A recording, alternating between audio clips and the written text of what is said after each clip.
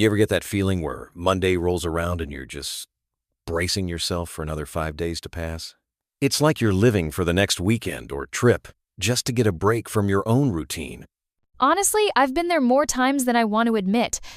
It's wild how quickly life becomes this loop. Wake up, grind through work, crash at night, and repeat. Somewhere along the way, it stops feeling like living and more like just coping. Totally. And I think a huge part of that is the way we're taught to chase what looks like success, but rarely to figure out what makes us happy. We wind up collecting achievements and stuff, but joy sort of falls off the list. That's so true. And the weirdest part is, even when we get what we thought we wanted, we still crave some kind of escape.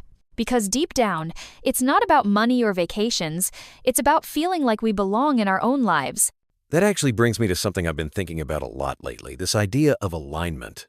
Like, what if the answer isn't to keep running, but to realign what we're doing every day with what actually matters to us?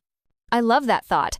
When you're doing things that light you up, whether it's in your job, your hobbies, even your conversations, you stop looking for an exit sign every 5 minutes. For me, I noticed whenever my work gets too repetitive, my mind drifts to vacation planning websites. Oh, same here. And it's not just work. Even little things, like who you spend your time with or how you start your mornings, can either energize or totally drain you. If you value peace, but your day is nonstop chaos, of course you'll feel exhausted all the time. What helped me was actually taking inventory, asking which parts of my day make me feel alive and which parts just totally zap my energy. Sometimes it's just swapping out one thing that drains you for something that gives you life. Exactly. It doesn't have to be a full life overhaul. Even one small change, like adding a creative break or a 5-minute walk, can make you feel like you're steering your own ship again. And that's where things start to shift. Speaking of shifting, have you found any tiny habit that gave you a surprising boost lately? Actually, yes. I started waking up just a half hour earlier, not to do anything dramatic, just to have some silence with a cup of coffee before the world gets loud. It's wild how much lighter my whole day feels because of that one choice. That sounds so peaceful. For me, adding music to my mornings has been a game changer. Just dancing around for a few minutes boosts my mood way more than scrolling through my phone ever did.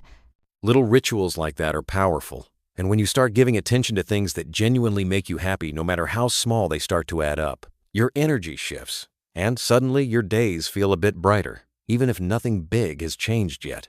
It's kind of amazing how those micro moments of joy add up. Over time, you look back and realize your routine is starting to feel more like something you created, not something you're just enduring.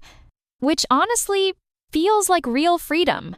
And it sets you up for something even bigger, actually designing your life, instead of just escaping from it. I think that's the most exciting part, getting intentional about what you let in. It's not just about quitting your job or moving across the world. Sometimes it's as simple as asking, what does enough look like for me? Who actually deserves my energy? Yes, and instead of trying to make everything perfect, it's just about progress. Every little choice you make, like finding a job that uses your strengths, or making time for people who support your growth, builds a world you want to be in. There's a really cool moment when you wake up and realize you're not dreaming of escape anymore. You're just living, fully, not waiting for the next break, but actually enjoying the daily stuff. And honestly, that's what this whole journey is about. Not some distant, perfect life, but feeling at home in the one you have, one small, intentional choice at a time. That's a great segue into wrapping things up, because I feel like people listening might need just one simple, practical step to try this week. Here's my challenge for anyone tuning in. Find one thing in your daily routine that leaves you feeling drained and swap it out for something that feeds your soul, even in a small way.